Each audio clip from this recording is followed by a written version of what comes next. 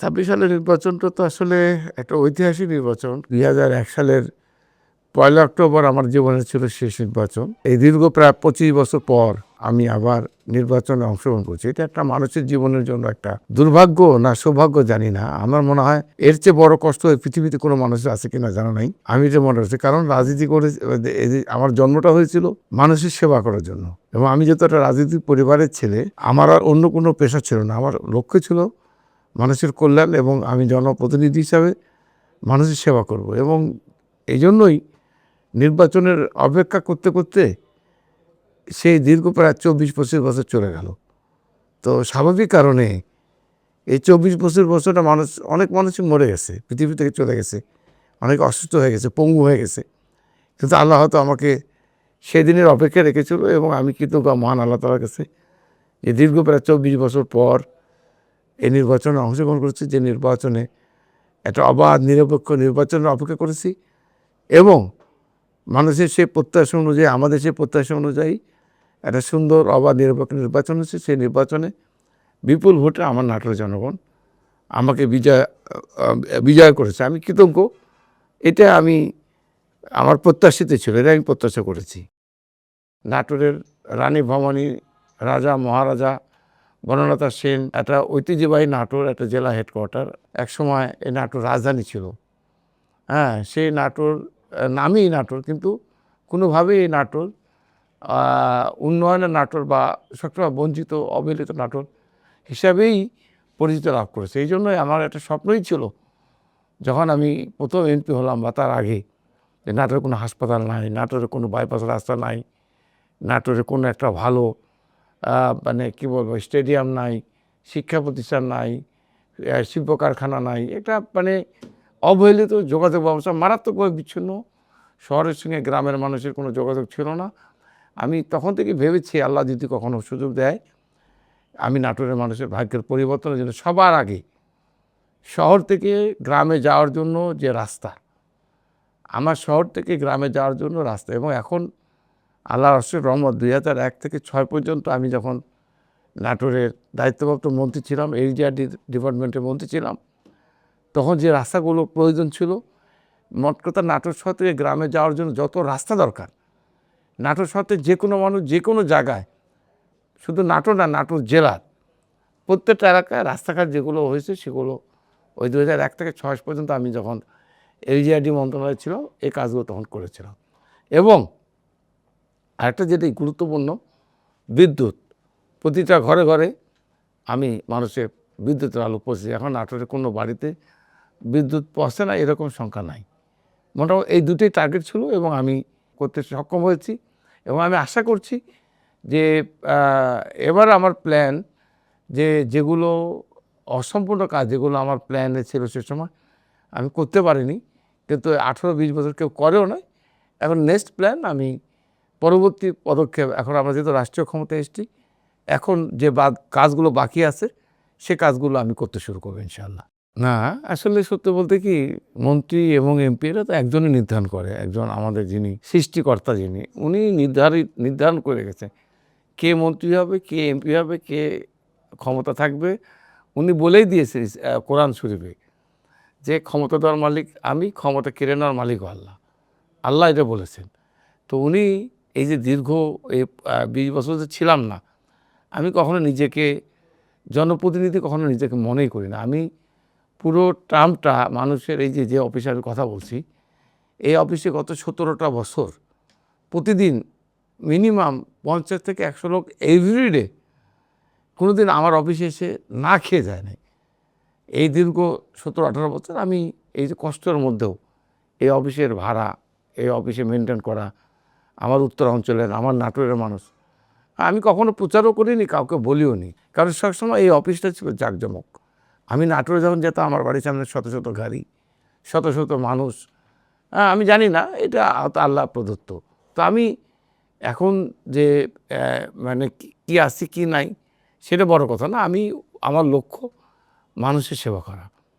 হ্যাঁ, হয়তো মন্ত্রী হলে সম্মানিত হওয়া, যখন আমি চাইনি তখন পেয়েছি।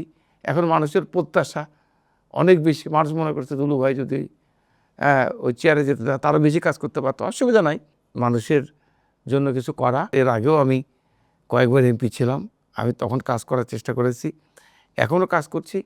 এতে করে আমি অনেক খুশি যে তারেক রহমান সাহেব বাংলাদেশের প্রধানমন্ত্রী, এতে আমি সবচেয়ে বেশি খুশি। আল্লাহর উপর ভরসা করেই বলছি, আমি স্কুলে কয়েক ক্যাপ্টেনে ভোট করেছি, স্কুল লাইফে আমি হারিনি। কলেজে নির্বাচন করেছি, সেখানেও কখনো হারিনি। হারার আসলে অনুভূতি আমি কখনো বুঝিনি। আর এবার তো হারার প্রশ্নই আসে না, কারণ হ্যাঁ, আমার সবচেয়ে প্রতিপক্ষ প্রতিদ্বন্দ্বী যে আওয়ামী লীগ, যাদের বিরুদ্ধে আমি এর আগে 3 বার এমপি হয়েছিলাম। আর এবার আওয়ামী লীগ নেই। তবে হ্যাঁ, আমাদের নেতা তারেক রহমান সাহেব বলেছে নির্বাচনটা কঠিন হবে। এবার আমি বুঝতে পেরেছি, কারণ এতদিন ইলেকশন করেছি আওয়ামী লীগের এগেনস্টে, এবার যে আওয়ামী লীগ আমার রাজনীতির প্রতিপক্ষ জামাতের সঙ্গে যে এক হবে এটা ভাবিনি, দুশ্চিন্তায় ছিলাম। তো সেটা কাটিয়ে উঠেছি। বাট যখন ভোট গণনা হচ্ছিল আমি সেখানেই উপস্থিত ছিলাম, আমাদের অফিসে বিভিন্ন কেন্দ্র থেকে ভোটের রেজাল্ট যখন আসছিল সে সময় সেখানে উপস্থিত ছিলাম। আমি প্রত্যাশা করেছিলাম যেটা তার থেকে হয়তো কম ভোট পেয়েছি, আমি আশা করেছিলাম আরও বেশি ভোট। না, এটা তো আসলে ব্যক্তিগত কোনো সাফল্য নয়, এটা সামগ্রিক দেশের জনগণের সাফল্য। কারণ এই এদেশের মানুষ, এই 20 কোটি মানুষ যে দীর্ঘদিন কষ্ট করেছে, যে লাঞ্ছনা, নির্যাতন, অত্যাচার, গণতন্ত্রের জন্য, ভোটের অধিকারের জন্য, এই যে রক্তপাত, এই যে সংগ্রাম। আমি তো আসলে আমার জন্মই হয়েছিল রাজনীতি মানুষের সেবা করা। আমি আজকে ধরেন যদি যে নির্বাচনগুলো অতীতে হয়ে গেছে সেই নির্বাচনগুলোতে যদি আমি অংশগ্রহণ করতে পারতাম, তাহলে আমি এবার 8 বার এমপি হতাম। হ্যাঁ, এবার দিয়ে তো আমি 4 বার এমপি আছি এখন। তো আরও 4 বার যেটা ভোট হলো, এই 4 বার ভোটে তো আমাকে ভোট করতে দেয় নাই। এই 4 বারই তো আমি জেলে ছিলাম। যখনই ভোট এসছে 2008 সালে আমি 2 বছর জেলে ছিলাম ভোটের আগে। 2014 সালে ভোটের আগে আবার অ্যারেস্ট হলাম, সেবার 1.5 বছর ছিলাম। 2018 সালে আবার অ্যারেস্ট হলাম, সেবার 6 মাস। আবার এবার সর্বশেষ 24 সালে যে ভোটটা হলো আওয়ামী লীগের আমলে, সে ভোটেও আমি 3 মাস জেলে ছিলাম। অর্থাৎ 4টা ভোট হয়েছে, 4টা ভোটেই আমি জেলে ছিলাম। তো আমি যেটা বলতে চেয়েছি, আমাদের জীবনের জন্য একটা স্মরণীয় হয়ে থাকবে। এবং আমি আশা করি যে মানুষের যে প্রত্যাশা নিয়ে, যে আশা নিয়ে, যাদের রক্তে, যাদের ত্যাগ, যাদের কষ্টের, অবশ্যই তাদেরই সাফল্য। এটা আমার ব্যক্তিগত সাফল্য না, এই সাফল্য এদেশের জনগণের। আমার স্ত্রী, আমি যখন জেলে গিয়েছি তখন এসে আমার অনুপস্থিতিতে আমার হাল, আমার দলের পতাকা, দলের এই দুর্দিনে সে জনগণের পাশে এসে দাঁড়িয়েছে। এবং আমি যখন নাটোর যেতে পারিনি, আমার বিরুদ্ধে মামলা, পার্টির কর্মসূচি পালন করতে হবে কেন্দ্রীয়, সে পার্টির পতাকা নিয়ে দলের মিছিলের আগে থেকে দলকে নেতৃত্ব দিয়েছে আমার স্ত্রী সাবিনা ইয়াসমিন চৌধুরী। আমার ফ্যামিলি যারা মেম্বার্স, আমার বাচ্চারা, তারাও আমাদের সাথে কষ্ট করছে, তারা পালিয়ে থাকতে হয়েছে। তারাও অনেক সময় আমি জেলে গেছি, আমার ওয়াইফকে পুলিশ খুঁজে বেরিয়েছে, তার মায়ের সঙ্গে তাদেরকেও পালিয়ে থাকতে হয়েছে। এই যে সংকটময় মুহূর্তে পরিবার, এবং নট অনলি দ্যাট, আমার ফ্যামিলি মেম্বারই শুধু না, আমার ফ্যামিলির আদার্স যারা আমার ভাই, ব্রাদার, ভাগনা, ভাতিজা, এমন কেউ নাই। 2006 সালের 1/11-এর সময় 106 জনের জেল দিয়েছে। সেই জেলে আমার পরিবারেরই ম্যাক্সিমাম সদস্য আসামি ছিল। তো পরিবারের কাউকে বাদ দেন। অর্থাৎ আমি মনে করি আমার পরিবারের প্রতিটা সদস্য এই রাজনীতিতে মারাত্মকভাবে আমাকে সহযোগিতা করেছে। অর্থনৈতিকভাবে আমরা পিছিয়ে আছি নাটোরের, আমরা একটা বিল অঞ্চল এলাকা, অনুন্নত, কৃষির উপর নির্ভরশীল। তো আমি যেটা মনে করছি যে এর আগে রাস্তাঘাট ডেভেলপমেন্ট করে আমি কিছুটা মানুষের অর্থনৈতিক উন্নতির চেষ্টা করেছি। এবার আমার যেটা প্ল্যান, যে কাজগুলো বাকি আছে, বিশেষ করে ভৌগোলিক কারণেই আমি কিছু নিচু এলাকা আছে যেগুলো বিল, এই অঞ্চলটাকে আমি ডেভেলপ করে সেখানে কৃষিও থাকবে, পাশাপাশি ওই অঞ্চলে শিল্প বিনিয়োগকারীদের সঙ্গে আমি কথা বলেছি, ওই অঞ্চলে রাস্তাঘাট ডেভেলপ করে ওই এলাকার শিল্প কারখানা গড়ে তুলে আমি আজকে যে সমস্ত বেকার যুবক যারা master degree pass, intermediate pass, যোগ্যতা অনুযায়ী যারা এখনও বেকার আছে, আমি ওই সমস্ত এলাকাগুলো অর্থনৈতিক মানে উন্নয়ন সাধনের মাধ্যমে, বা অর্থাৎ বিনিয়োগের মাধ্যমে সেখানে কর্মসংস্থান এবং সেখানে একটা যেটা মেইন যেটা ইম্পর্টেন্ট গ্যাস, নাটোরের মধ্যে গ্যাস গিয়েছে রাজশাহী, দুর্ভাগ্যজনক হলো সত্য নাটোরে গ্যাসের সংযোগ হয়নি। তা আমার অলরেডি গ্যাস মন্ত্রীর সঙ্গে আমার কথা হয়েছে, আমি আশা করছি গ্যাসের সংযোগটা ইমিডিয়েট আমি নাটোরে স্থাপন করতে চাই। আমি যদি স্থাপন করতে পারি তাহলে আমার ওই যেটা বললেন ভৌগোলিক কারণে যে নিচু এলাকাগুলো আছে সে এলাকার জনগণ এবং ওই এলাকার মানুষের কর্মসংস্থানের ব্যবস্থা আমি করতে পারবো ইনশাআল্লাহ। কর্মসংস্থান দিস ইজ ভেরি ইম্পর্টেন্ট। আর সেকেন্ড যেটা জানেন যে নাটোর রাজা মহারাজার দেশ, দুর্ভাগ্যজনক হলে সত্য ওখানে একটা কোনো হোটেল নাই, ওখানে কোনো মটেল নাই, ওখানে কোনো খাওয়ার দোকান নাই।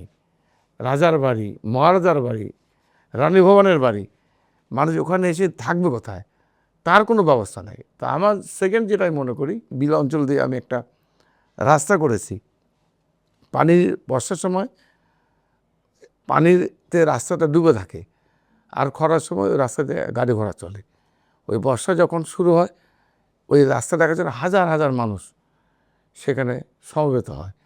তো তাদের জন্য সেখানে ভালো রেস্টুরেন্ট, ভালো একটা কী বলে পার্ক, বাচ্চাদের জন্য কোনো ব্যবস্থা নাই। আমার নাটোরের মানুষের জন্য পর্যটনটাকে গুরুত্ব দিয়ে পর্যটন সেক্টর থেকে আমার জন্য গভর্নমেন্ট একটা রিসোর্স ওখান থেকে আসে, তার জন্য একটা চিন্তাভাবনা নাটোরের মানুষকে নিয়ে আমার আছে যে যেরকম বাংলাদেশের মানুষ ভারতে যায়, বাংলাদেশের মানুষ মালয়েশিয়া যায় বেড়ানোর জন্য, মানুষজন নাটোরে আসতে পারে সে ব্যাপারে আমার একটা প্ল্যানিং আছে। পর্যটন সেক্টরের মাধ্যমে কর্মসংস্থানের ব্যবস্থা করব। আমার ক্ষমতা থাকার অবস্থায় যে কর্মসংস্থানগুলো যে কাজগুলো করেছি, ডেভেলপমেন্ট, হাসপাতাল করেছি, স্টেডিয়াম করেছি, রাস্তাঘাট করেছি, বিদ্যুৎ দিয়েছি, ব্রিজ করেছি, স্কুল করেছি, কলেজ করেছি, মাদ্রাসা করেছি, কর্মকাণ্ডগুলো করে এসেছি। আমি আসার পরে এই দীর্ঘ 18-20 বছর কোনো কাজই হয়নি। আমি যে রাস্তাগুলো করে এসেছি, যে কাজগুলো করে এসেছি, সংস্কারের অভাবে নষ্টর পথে।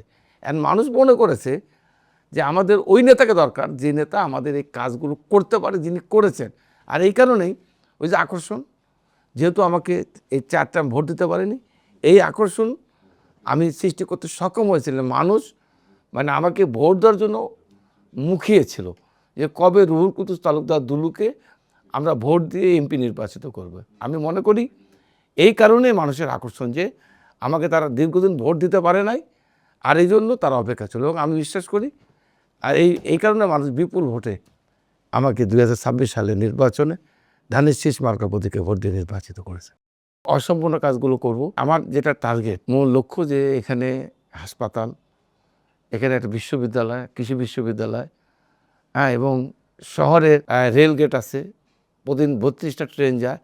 এই ট্রেন যাওয়ার কারণে রেলগেট আটকে থাকে, সেখানে একটা আন্ডারগ্রাউন্ড বাইপাস অথবা আন্ডারগ্রাউন্ড ফ্লাইওভার আমরা করতে চাই, যাতে করে শহরটা আরও এক্সটেনশন হয়, একটা মানে একটা সুন্দর শহর আমি স্থাপন করতে পারি, এটা টার্গেট। আর সর্বোপরি যেটা আমি আমার মূল যেটা লক্ষ্য, যে আমি একটা শান্তির শহর যেটাকে বলে, যেটা আমার স্বপ্ন, যে শহরে মানুষ শান্তিতে ঘুমাবে, যেখানে চাঁদাবাজি থাকবে না, অস্ত্রের ঝঞ্ঝানি থাকবে না, মাস্তানি থাকবে না, গুন্ডামি থাকবে না। আমি একটা স্বপ্নের শহর, শান্তির শহর, একটা উন্নয়নের শহর নাটোরের মানুষকে উপহার দিতে চাই। এটাই হচ্ছে আমার স্বপ্ন। যে আমাদের নেতা তারেক রহমান সাহেব বলেছেন, আমরা হয়তো কমিটমেন্ট করেছি যে দেশের মানুষ সবচেয়ে দরিদ্র সীমার মধ্যে আমরা বাস করি, বিশেষ করে গ্রাম বাংলার যারা মানুষ অসহায়, স্বামী অসুস্থ, একটা বৃদ্ধ মহিলা, তার সন্তান পরিবার তাকে দেখে না, এই যে ফ্যামিলি কার্ড, এই ফ্যামিলি কার্ড আমরা প্রতিটা পরিবারে যদি 2,500 টাকা করে একটা মা পায়, তাহলে কিন্তু সে স্বাবলম্বী হয়ে যাবে। একটা গ্রামের সাধারণ একটা মানুষের প্রতিটা পরিবার 2,500 টাকা, দিস ইজ ভেরি ইম্পর্টেন্ট। তো এটা নাম্বার 1 আমাদের এই প্রায়োরিটি। তারপরে আপনারা জানেন যে ইমাম, মুয়াজ্জিন, তারপরে আমাদের বিভিন্ন মন্দিরের যারা যে ঠাকুর যাদেরকে বলে, তাদের ব্যাপারেও আমাদের প্রধানমন্ত্রী তারেক রহমান সাহেব সিদ্ধান্ত নিয়েছেন। এই কাজগুলোকে আমরা এই ঈদের আগেই উনি ফ্যামিলি কার্ডের টাকা প্রদান করা শুরু করবেন। আমি বিশ্বাস করি যে এই টাকাগুলো যদি শুরু হয়, আমি মনে করি বাংলাদেশের মানুষের ভাগ্যের একেবারে একটা অন্যরকম পরিবর্তন হবে বলে আমি বিশ্বাস করি। আমি অলরেডি নির্বাচনের আগেই আমি কম্পিউটার কিনে এখানে একটা ট্রেনিং সেন্টার করেছি নাটোরে, প্রাইভেটলি। এটা কাউকে এই জন্য টাকা দিতে হবে না, প্রশিক্ষণের জন্য কোনো ফি দিতে হবে না। সেই প্রশিক্ষণ কেন্দ্রে আমরা যারা যে সমস্ত ইন্টারমিডিয়েট বা অনার্সে পড়ে এই ধরনের শিক্ষিত যুবকদেরকে আমরা সেখানে প্রশিক্ষণ দেব।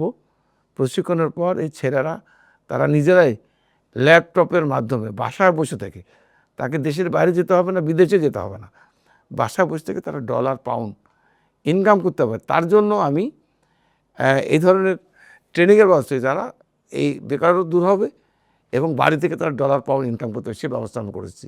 আর একটা বিষয় যে নাটোর একসময় মাদক মারাত্মক আক্রান্ত ছিল। আমি এর আগে যখন এই জেলার দায়িত্বপ্রাপ্ত মন্ত্রী ছিলাম, মন্ত্রী থাকা অবস্থায় আমি কিন্তু পুরো এই মাদককে চেষ্টা করেছি প্রতি বছর প্রত্যেকটা রাজনীতি, আওয়ামী লীগ, বিএনপি, জাতীয় পার্টি, জামাত সকলকে একত্রিত করে একটা মঞ্চ বানিয়ে সেখানে ঢাকা থেকে হোম মিনিস্টার অথবা ল মিনিস্টারকে নিয়ে গিয়ে উপস্থিত করে তাদের উপস্থিতিতে আমি সমস্ত এই মাদক যেগুলো আটক করতাম আনুষ্ঠানিকভাবে সেগুলো ধ্বংস করে তাদেরকে নিরুৎসাহিত করেছে এবং মাদককে আমরা মোটামুটি একটা নিয়ন্ত্রণে নিয়ে আসার চেষ্টা করেছিলাম আমরা 2001 থেকে 2006 সাল পর্যন্ত। আমি আজকে আবারও ঘোষণা করছি, নাটোরের মাটিতে কোনো মাদক, সন্ত্রাস এবং ড্রাগ এ ধরনের কর্মকাণ্ড হবে না এবং আমরা সর্বাত্মকভাবে এটা বন্ধ করার জন্য যা যা দরকার সর্বাত্মক পদক্ষেপ নেব ইনশাআল্লাহ।